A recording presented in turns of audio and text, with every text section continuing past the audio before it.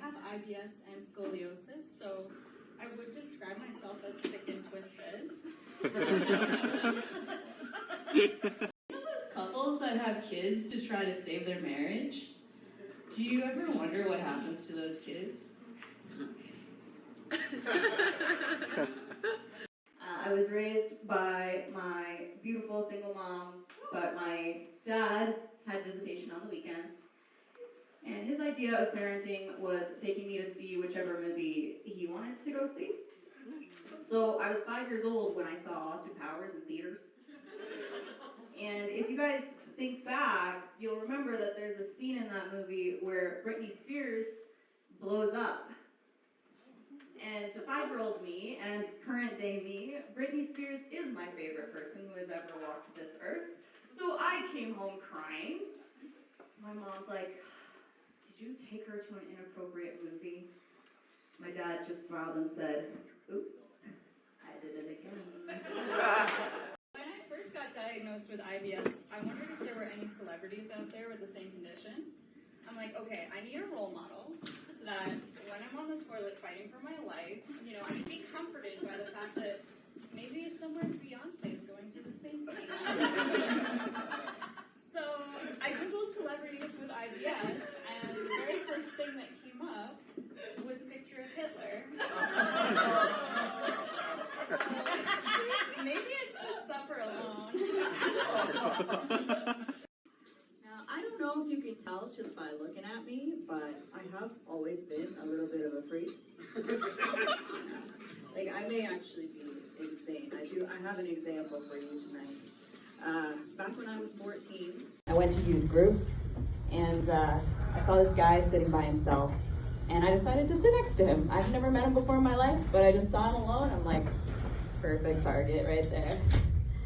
And so I sat next to him, and youth pastor starts to do his little sermon, I'm not really paying attention. And I do this thing when I get nervous, I rip my fingernails off. Does anyone else do that? No, I didn't think so. So I'm just nervous, I'm just ripping the fingernails off and everything. And then I look at the guy next to me, I kind of elbow him a little bit. He looks at me, I look at him. I motion for him to hold his hand out, so he does. And then I dropped the fingernails into his hand. Yeah. And that, kids, is how I met your father. No, that's not a joke, you guys. I got his phone number, and then I married him 7 years later. Yeah, so, if the dating apps aren't working, maybe give the Aly method a try. It's always amusing when, a rapper tries to brag about how fast he's driving. Ludacris was all, "I'm doing 100 on the highway." As a Canadian, only 100? Luda, the Coca-Cola is 120. It sounds like you need to move, bitch. On a completely different note, why do guys in bars always ask you where you're from? Do you really want to know? Do you really want to talk about Kamloops, BC? Oh. I came here to get away from that place. Why do you think I'm in a bar? I'm drinking to forget. I spend a lot of time thinking about how I'm eventually going to die. I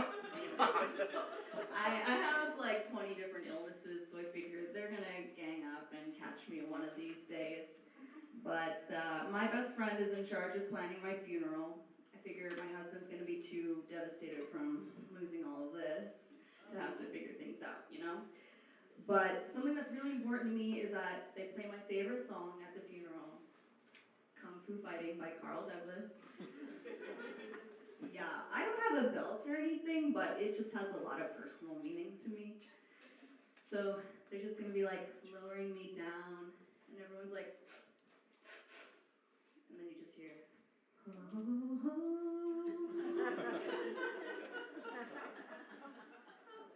Flash mob shows up, everyone's doing choreographed kung fu.